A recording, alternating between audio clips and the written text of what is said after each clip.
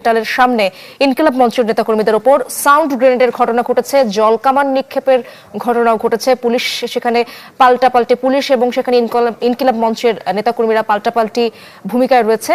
আহত হয়েছেন ইনকিলাব মঞ্চের সদস্য সচিব আব্দুল্লাহ আল জাবের সহ অন্তত 15 জন। এই সংঘর্ষের কারণে ঢাকা মেডিকেলে অনেকে ভর্তি হয়েছেন, হতাহত হয়েছেন।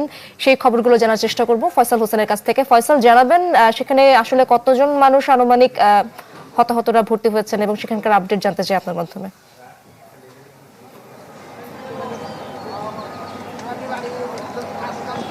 আসলে জুমার নামাজের পরে একটি কর্মসূচি ছিল, যে কর্মসূচির আলোকেই কিন্তু ইনকিলাব মঞ্চের যারা আন্দোলন করছিলেন তারা কিন্তু শহীদ ওসমান হাদির হত্যার যে সুষ্ঠু বিচার এবং বিদেশি সংস্থার মাধ্যমে এটা পুরো সুষ্ঠু তদন্ত করার জন্য তারা দাবি নিয়ে কিন্তু যমুনার অভিমুখে যান এবং সে সময় কিন্তু পুলিশের সাথে তাদের ব্যাপক সংঘর্ষ হয়। সেখানে টিয়ারশেল, রাবার বুলেট এবং বিভিন্ন গোলাগুলির ঘটনা ঘটে এবং সেই গুলিতে আহত প্রায় বা টিএসএলে আহত প্রায় 40 জনের মতো ঢাকা মেডিকেল কলেজ হাসপাতালে ভর্তি হয়েছেন বা অর্থাৎ চিকিৎসার জন্য এসেছেন। আমরা কিছুক্ষণ আগে দেখেছি ওসমান হাদির সমর্থক অর্থাৎ সমর্থনে একটি মিছিল ঢাকা মেডিকেল কলেজ হাসপাতালে এসেছে।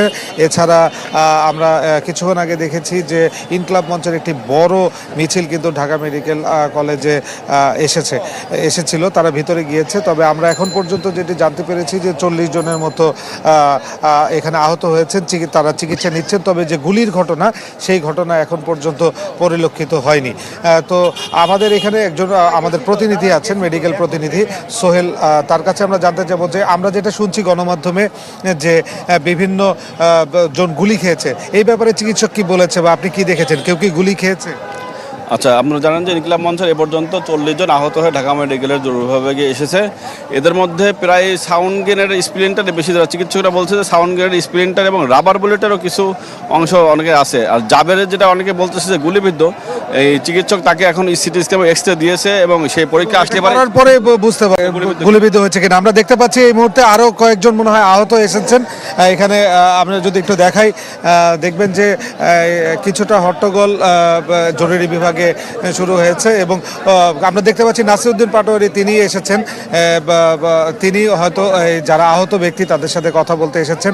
আমরা চেষ্টা করব একটু নাসিরউদ্দিন পাটোয়ারি বলিষ্ঠ ছিলেন এই ব্যাপারে, তারা কিন্তু সদস্য আছেন, তারা কিন্তু প্রচুর বলিষ্ঠ ছিলেন এই ব্যাপারে এবং তারা কিন্তু সরব ছিলেন এবং তারা কিন্তু এই ওসমান হাদির হত্যার বিচারের জন্য রাস্তায় আন্দোলন করেছেন।